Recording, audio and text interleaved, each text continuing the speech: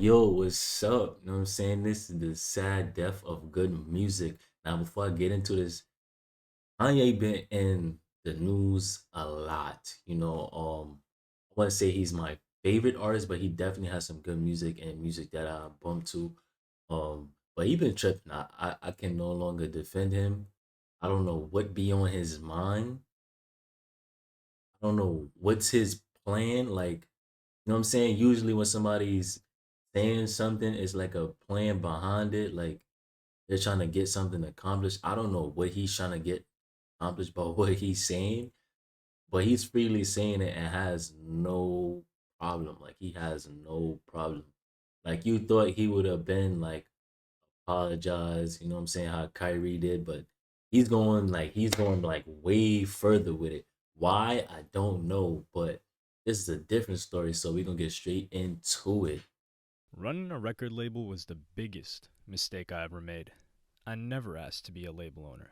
Kanye West's So Good so Music label how is that come about? officially dead now. But this has been a long time coming, and unfortunately for many fans of good music, it will not be coming back anytime in the near future. But how did good music even start? When did it dominate? And how did it go from dominating the rap game as one of the premier labels and cliques to now being absolutely defunct? Excuse me.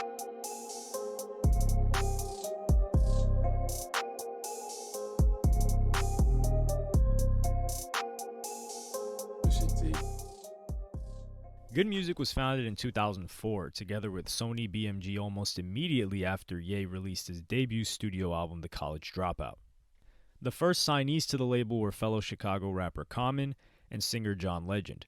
This was already a Word? great start with John Legend. There weren't many performers that were able to stick it We out on just Good Music as long ordinary as singer songwriter people. John Legend. A total of 12 years, the first black male artist to win all four major American Entertainment Awards: the Oscars for movies, Definitely the deserved it. Grammys for music, the Emmy for television, and the Tony for Broadway theater. His first good music release and debut album was Get Lifted in 2004, which would sell 107,000 copies first week, debuting at number 7 and winning 3 Grammys that same year. The second good music release would be in 2005, Common's B.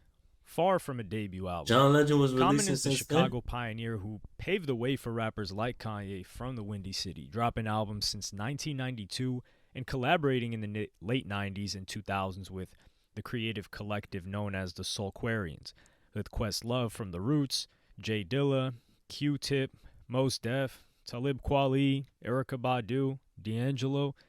Common re-energized his career after a mixed response to his more experimental album Electric Circus.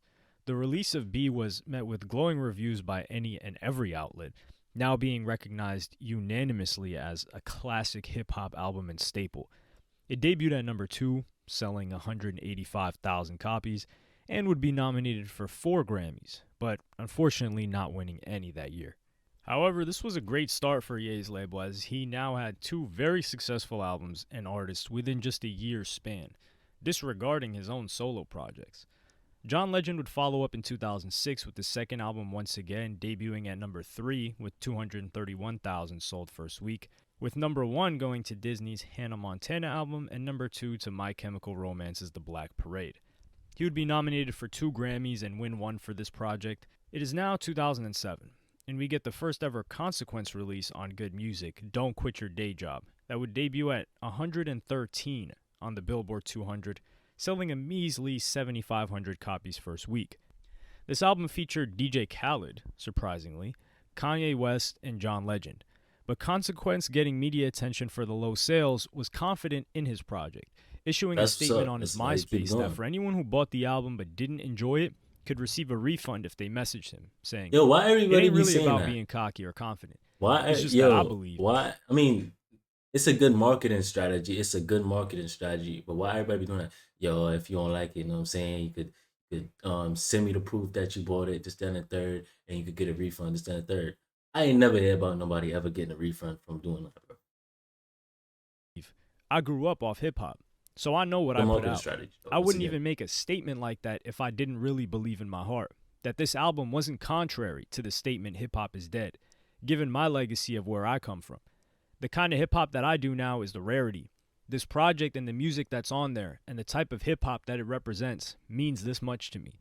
Because if I let this die, then essentially everything that I grew up on is dead. That's what you're trying to tell me? And I don't believe that. I put the record out through the vehicle of Red because I was hoping that with all the things that I had done, I could come out to 10,000 first week. I came close. I didn't know when I was going to have the option to utilize the promotion engine of Sony, and that's why I chose to go this route, because I felt that it was important to get the music out, to get the message out. A lot of people wouldn't have even gambled with their reputation like that. So even back then, first week sales were enough to deter someone from listening to a project. And it gives greater context to the sales since Red Distribution is a much smaller distributor than Sony. It's an arm underneath Sony, which made a big difference in 2007 when physical sales were still king. And it looks like the gamble didn't really work out because we hadn't seen a Consequence album on Good Music after this. It also gives some insight that even back then, hip-hop was beginning to shift in sound and style. If you listen to this mixtape, it's a beautiful insight to hear one of Ye's writers rap, because you immediately think of Kanye I think the best time, y'all let me know what y'all think. I think the best time was when it was like 20 12ish, around that time. I think that's when like all the artists that was out around that time were just making bangers. Like on the radio was nothing but straight hits. Now it's like eh. That's how I feel. This would unfortunately, like I said, be Consequence's last release on Good Music. These were Good Music signees.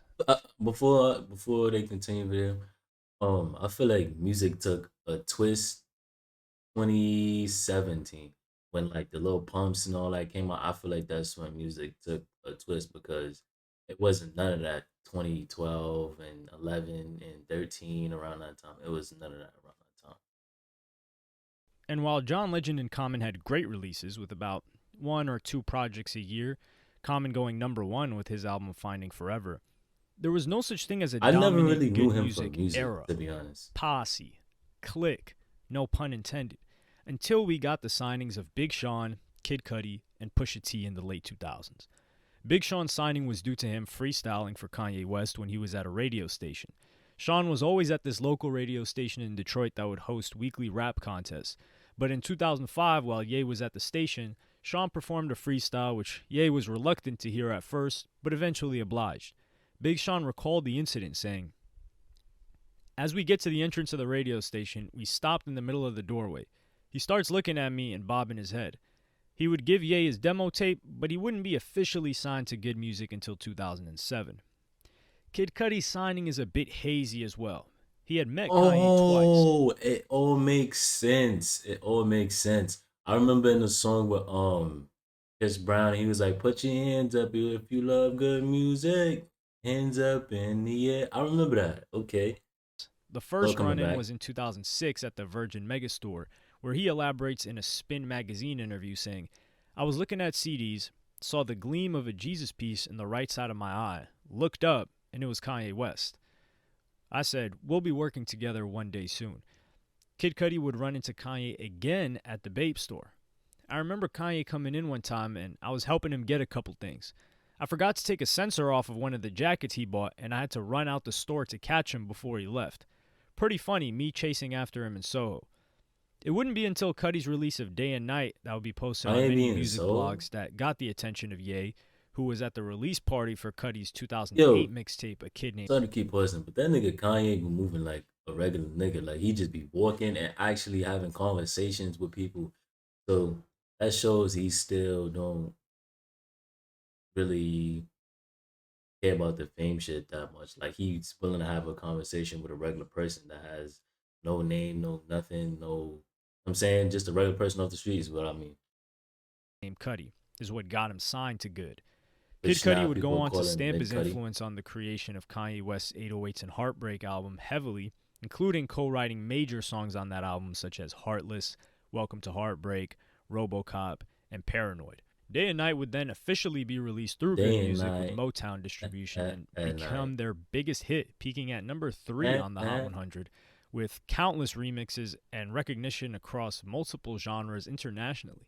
This would lead up to Kid Cudi's debut album, Man on the Moon, in 2009, that was narrated by Common. selling 104,000 copies first week with a debut at number 4. Both Day and Night and Make Her Yo, Say were nominated. y'all let me know a Common song because I never really known Common for his music. Like I known Common for like being in movies. That's what I know him for. For the 2010 Grammy Of course, I Awards. know he made music, but Big Sean was still putting out his finally famous mixtapes during this time. Ye was gearing up to release My Beautiful Dark Twisted Fantasy, and in the midst of that promo, only 2 weeks before Ye's album release, Kid Cudi would put out his second album, Man on the Moon 2, with the single Erase Me with Kanye West. This album would sell 169K first week, debuting at number 3 on the Billboard album charts. This didn't receive any big nominations, not really that great of a commercial reception, although it sold better than Man on the Moon 1. But for Ye fans, Cudi fans, and hip hop fans, this became a cult classic whose impact was not represented by the numbers it did, but it would go on to inspire countless other rappers and artists in the future who have cited these two albums as their inspiration. In 2010, Pusha T was welcomed to Good Music for his solo career, with a big appearance on Kanye's Runaway from My Beautiful Dark Twisted Fantasy. Sci-Hi the Prince was also welcomed that same year, with appearances across multiple Kanye look Good like Friday E.T. as well as being a feature on the track So Look like Appalled E.T. on with My Beautiful Dark braids. Twisted Fantasy. Sci-Hi would just release mixtapes for the foreseeable future, however. Big Sean released his I debut remember album that. Finally Famous in June of 2011, with the support of singles Dance, Ass, Marvin Gaye and Chardonnay, and My Last, but sold a mere Yeah, with Chris 87K Brown, right? first week. Despite that, it was well received within hip hop, and the Good Music troops were mobilized for what was to come. We would continue to see good music artists collaborate with each other, but what got people really going was when Ye announced Cruel Summer in October of 2011, a compilation project that was announced by Kanye for Good Music. But before anything related to it dropped, Kid Cudi released Wizard, which was his indie band. In February, a direction relatively different from what he had been on, with a single that drew some attention, Teleport to Me. But that album was not really I like received the well by joint Cudi fans Kanye or dropped in commercially. 2013. Next was Full On Cruel Summer. The first release and single was Mercy with Pusha T, Big Sean, and honorary good collaborator 2 Chainz, with a cameo by Kid Cudi in the music video on April 3rd of 2012. The song came before the video as part of Kanye's Good Friday series, debuting on Funkmaster Flex's radio show, then being available for download the next day on Kanye's website. It would go on to peak at number 13 on the Hot 100. Cold, or Theraflu, was the next to drop with DJ Khaled as a second album single 2 weeks later, where Ye infamously rapped Tell Peter my mink is dragging on the floor. The next single was New God Flow in July, a collaboration between Pusha T and Kanye West with a performance and premiere at the BET Awards. Then the fourth single, Click, with Kanye, Jay-Z, and Big Sean. The I Don't Like remix with Pusha T and Big Sean was also released during this time, and on September 14th, 2012, Cruel Summer was officially released with sales of 205K first week, debuting at number 2. A big debut, the fans loved it, and interestingly enough, a new Good Music member was added during this time who was credited for production on the song The Morning that is damn near a whole Good Music posse cut with Sci-Hi, Cudi, Common, Pusha, and 2 Bro, I Chainz. really don't That's know. none other Whatever than Jacques happened to 2 Webster, Chainz? aka Travis Scott. Travis also appeared as a feature on the song Sin City with John Legend, Tiana Bro. Taylor, Sci-Hi, and Malik Yusuf. He was signed to a deal with T.I.'s Grand Hustle, but he had a publishing deal, I believe, as a producer with Good Music. Either way, Cruel Summer incorporated everyone, from Tiana Taylor and John Legend, to Common, Jay-Z, Yeah, Pusha. some people say like Kanye's fucked up for mismanaging Tiana Taylor because she could have been a way bigger artist. I feel the same. I feel like she could have been a bigger artist. But Kanye just mismanaged her. You know what I'm saying? It probably wasn't the right time for him to have artists. You know what I'm saying? Especially when you're still releasing music yourself. Because I think correct me if I'm wrong. I think Jay Z probably got artists or some type of deals with artists, and he don't really rap no more. Like he's not trying to be in that spotlight. He's trying to be in a businessman spotlight. You know what I'm saying? So it's hard when you're still putting out music and you're trying to manage artists at the same time. And more. However, one major player that only had a small appearance on this project was Kid Cudi with the song Creepers, and a very small appearance on The Morning. These are the comments Cudi had. I was a little disappointed, but Kanye had a vision for that. Whatever that vision was didn't include much of me. I was bummed because I could have contributed. I'm a good asset. But he had a different vision. Okay. Everyone that was showcased on the album did their thing, and they needed that at that time. The energy was on some hip hop stuff. I was on Wizard, doing my rock stuff. But I'm not tripping. Creepers was a jam I was holding on to for a while. It was waiting for that perfect platform, and it happened to be great for that album. It would have been dope to have more. I want to apologize to the fans for not having more, but it ain't my fault. Some, me being some, would say this was the peak of good music. Everyone on the label was killing it in their own way. Travis Scott was an up-and-coming talent who just had an appearance on Meek Mill's Dream Chasers 2 and I hyped didn't for even know his that. upcoming debut commercial mixtape, Owl Pharaoh. Sci-Hi the Prince was hot through his features and Royal Flush 1 and 2 and Ivy League Club mixtapes. John Legend was still established as a star.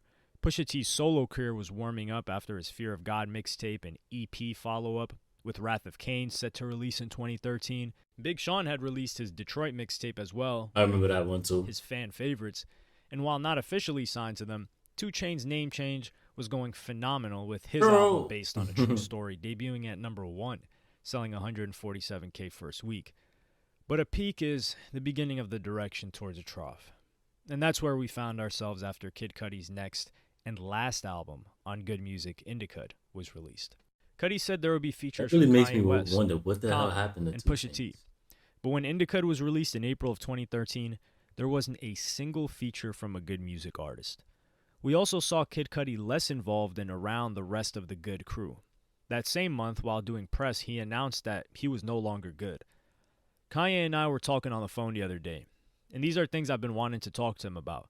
Me starting my own direction, and he got it because he's trying to start his new path and try new things as an artist. And he was just like, man, I feel you as an artist. It's cool, whatever. But this wasn't abrupt. He admitted to having made the decision to leave 6 months prior when he consulted Don C and Jay-Z for some insight. I went through a process where I talked to Don C, and then I went and talked to Jay-Z and got their opinions about how to approach him about things that I wanted to talk to him about. And everybody gave me their blessing. One man doesn't stop the show, though, and the rest of 2013 was full of releases, one of which was Yeezus releasing in June. Kid Cudi was very briefly featured on it with vocals on the track Guilt Trip. He wasn't too happy with that. I discovered that I was on the song via Twitter. I saw kids hitting me up like, "Are you on Guilt Trip?" or saying, "Great job." And I'm like, what the hell is everyone talking about? He explained that he recognized the song and the beat instantly once he listened. He was initially pleased but quickly changed his mind. Why not call me and have me come in there and give it? Why underuse me? Why put 4 bars of vocals to coax my fans into thinking this is a legitimate Kid Cudi feature on the song, and it isn't? Yeah, I get where you're Same coming deal from. with the Good Music album, the compilation. Had I not given Kanye Creepers, my only presence would have been on that one song that I can't even remember the title for. I would have barely been on that album. It's interesting that Cudi's take on Cruel Summer changed here, because he had said before that partially one of the reasons that he wasn't on Cruel Summer was because he was focused on a completely different style of music at the time. But he did express disappointment that he wasn't on Cruel Summer. I still think So Kid perhaps Cudi's they a great artist. intentionally, or Ye intentionally didn't want him on there because of the sound that he was focusing on. And Kid Cudi would have loved to be on there, like he said.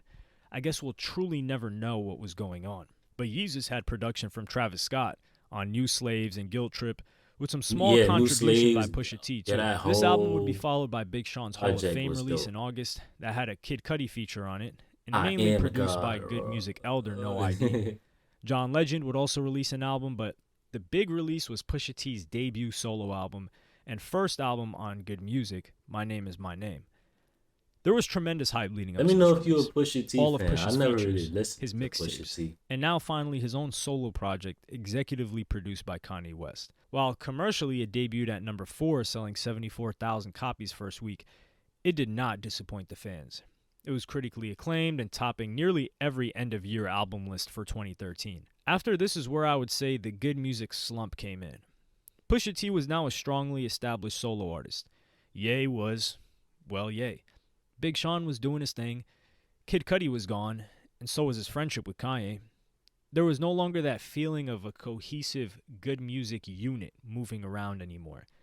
In 2014, the only release was Teyana Taylor, who, while a contributing member of Good Music, she, like John Legend, wasn't seen as part of the posse like the other people I named. In 2015, Pusha T was teasing his upcoming album King Push and releasing a precursor, The Darkest Before Dawn, which was also received well. Big Sean released Is arguably his Tiana best Taylor still signed project to him? ever in 2015 with Dark Sky Paradise, selling 173,000 first week and debuting at number 1. Sci-Hi the Prince would also end up leaving the label the same year. I don't I even had know who 4 that deals on is. the table I'm not after I even left gonna Kanye and cap. I Def don't Jam. know who that is. Kanye's family, but everything that's done with Kanye has to go through Def Jam. So I'm over at Sony now. I did that situation over there. It took about a year and a half to finish it all up. It was never a breakdown with Good Music. It was the fact that I was signed to Akon prior to being signed to Good Music.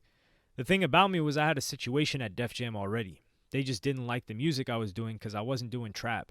I was doing traditional hip hop, and there was a little unorthodox for the city that I was coming from. If the artists from my city weren't as successful as they were, then So it would have been good for me to do. I really didn't know like labels be on it like that. Like, oh well, if you're not singing, well, we're gonna drop you. If you're not rapping, if you're not doing this genre of music, trap, but this and the third, we're gonna drop. I didn't know that's how they move. That's crazy. Do what I did. But I think since trap rap was so prevalent, it was like, you gotta do this. And that's just something I wasn't adamant about doing the way that they wanted me to do it. So they kind of fell back on me. I kind of fell back on them. At the end of 2015, Kanye West announced that Pusha T was now president of the label. In the beginning of 2016, we got the Kanye West release Life of Pablo, where he reunited with Kid Cudi, and Good Music was seeing new signees with Designer, who had Panda that was a smash hit at the time, and 070 Shake, who was picked up after Yes Jules showed her music to Pusha T. Later that year, they announced that Tyga was signed to the label, and Migos as well, which it later came out that there was just management negotiations with Migos that didn't come to fruition, and Yo, Tyga rest in wasn't peace, really Takeoff. signed either. John Legend's final release and departure from Good Music would come at the end of 2016 with his project Darkness and Light. Pusha T would sign Francis and the Lights and Chicago rapper Valet as well with big song Womp Womp, with Sheck West also being signed in that time frame of Young and 2017 to 2018. It felt like Sheck 2018 West. was going to be the year of the Good Music renaissance. They had new signees. Designer had Panda going crazy, with Timmy Turner also performing really well. Valet was on the come up. Sheck West Mo Bamba was going nuts. And Kanye announced the following releases for May, June of that same year. A Pusha T album, Daytona. The week after, a solo Kanye project, Ye. The week after, a duo Ye and Cudi album, Kids See Ghosts. The week after that, a Nas project titled Nasir, executive produced by Kanye. And the week after that, a Teyana Taylor album, KTSE. Good Music hadn't ever been this active at this rate, and it hadn't been this active in years. Daytona was wildly successful, partially because it coincided with Pusha T's beef and victory over Drake. Kids See Ghosts was beloved by nearly everyone, and I would say a perfect album. Ye was a great project, and Teyana Taylor fans enjoyed hers. Later that same year, Sheck West would release his album Mudboy, but things got quiet again. There was still no official Designer album, no Valet album, Yeah, and no 07. they say Designer stopped music at one point because I think his father being sick or something like that. I don't know how true that is though. No Shake album. It was over 2 years since Designer and Shake were signed, and eventually it led to Designer just leaving the record label. It's really sticking to my own path. Still, the situation I had to get out that Good Music stuff, I just felt uncomfortable. Then he wound up going to the Christian route and then the Trump route. I just felt I had to do me, bro. In January of 2020, 070 Shake finally released her first album, Modus Vivendi, which wouldn't even chart on Billboard's top 200 albums of the week. But she was abruptly cut short again from elevating her career when March of 2020 came around and she couldn't even tour for it. This album received glowing reviews from the critics, though, and was a great project. The other releases that year were Teyana Taylor's The Album, which would be her final one. Teyana Taylor announced she would be leaving and quitting music. I'm going to feel underappreciated if I'm putting in 110% and my label is giving me, 10% of that? She said to Noon. I put in a lot of work and I felt like the label wasn't really hearing me and seeing me. That seemed to be a That's a fact, recurring though. theme for some of the artists on here. I feel underappreciated. It's not that I retired permanently, it's more like I don't want to move another inch for a company. Tiana Taylor also explained why she was quitting music on an end of year Instagram post where she put up her Spotify Wrapped. I'm retiring this chapter of my story with the comfort that I can depart with peace of mind, seeing that all the hard work and passion put in was indeed loved and supported somewhere in So the she world. really done? I ain't going front, I'm feeling super underappreciated as an artist, receiving little to no real push from the machine, constantly getting the shorter end of the stick, being overlooked. In September of 2020, Kanye did something very interesting though. While in a battle with Universal over his masters, he announced he would be giving 50% of the masters of Good Music signees that he owned back to the artists. I'm giving all Good Music artists Okay. back the 50% share I have of their masters. This led to excitement with 070 Shake replying, gang, and Big Sean replying, thank you, this would help so much. Designer also replying favorably as well. Unfortunately, That none of nigga them would Designer ever only get their released masters like back. what, 2 Valet tracks? would What the fuck? silently make his exit during this time. We haven't really seen No him offense claim though. good. And Big Sean was one of the last remaining cornerstones Boy. from the Good Music empire to leave after his final album, Detroit 2, which seemed amicable until Ye made some comments saying signing Big Sean was the worst mistake he made on his Drink Champs podcast appearance, that Sean decided to come back saying, Yeah, that nigga at Kanye got first, no I thought filter, it was bro. hilarious. I thought the stuff was funny. Then I took it personal. I took it personal because I'm the only artist who's put out 5 albums under Good Music. Cudi left a long time ago, business-wise. You know what I'm saying? And they still clicked up and linked up, right? So I'm the only artist that put out 5 albums. Let me know what y'all think about. Well, let me know what y'all think about Big Sean. I don't think he's a bad artist. So for him to say like, "Yo, he was the worst artist I ever signed," it sounded like it was something personal there too. Albums under Good Music. I'm the only one who put out back-to-back-to-back number ones, platinum albums, double platinum albums, platinum album. You know what I'm saying? And by the way, being signed to Kanye is a golden opportunity. It is something. He changed my life, and I love him for that. But every time Kanye has called on me, every single time, no matter what I was doing, within 1 day's notice, I'm wherever he's at, bro. Whether it's to contribute to him in the studio, whether it's to contribute a line, write a verse for him. He just takes maybe parts of the verse, maybe the whole verse, maybe just to help him with his vibe, like just help him catch a vibe. Wherever he's at in the whole world, bro. I've traveled around the world for this man every time he is called. And I've And done this and not asked for publishing a lot of the times. Why? Because he gave me a golden opportunity of signing to Good Music. A lot of people sign to Good Music. I just want to keep that in mind. But not a lot of people on Good Music. popped Nobody off. on Good Music has put out 5 LPs Oh, and back-to-back-to-back number ones, right? So for irony's sake, in 2015 when I won a VMA with Ye and John Legend, for irony's sake, for one man can change the world, I was the first person to tweet Kanye for president. The first one, right? Okay, so when I heard what he was talking about, it didn't make sense, bro. Because, my manager it saw my gotta be record something deal and said, personal, bro. this is a crappy record deal. I would never say that, though. Why? Because it was an opportunity. I could work my way out of anything. Yeah, I'm saying Rock Nation. Yeah, who he hooked me up with. I'm saying Jay Brown said it's the worst deal he'd ever seen. And this man, I had to spend my own money auditing my label because millions of dollars are missing. And you can tell when millions of dollars are missing, right? I spent Of hundreds of course. thousands of dollars on my label thinking that Universal owes me this money, and the money had been paid to Good Music. The label really just had Pusha T and 070 Shake left. Nobody really got it as bad as 070 Shake, who had appearances on Kanye's Ye album I don't even but know was how it left to is. I'm release not even trying nothing to for be funny. years. She was the first to speak on the fact that Good Music was officially dead, no mas, in an interview in February of 2022 saying, to be honest, just to keep it real with you, Good Music is not really a thing. Like, nobody works for Good Music. They don't even exist. To be honest, I worked with Def Jam. Nobody works at Good Music, so it's really Def Jam, which has a legacy in itself. Good Music was no longer a thing, just a formality, a technicality. While her 2022 album You Can't Kill Me was released in June under Good and Def Jam, it was really just Def Jam. The same with Pusha T's It's Almost Dry. Good Music had been over. And is it any surprise after Ye was quoted in 2007 saying, running a record label is the biggest mistake I ever made. I never asked to be a label At least owner. he could take Sony offered it to accountability for me, that. and I took it.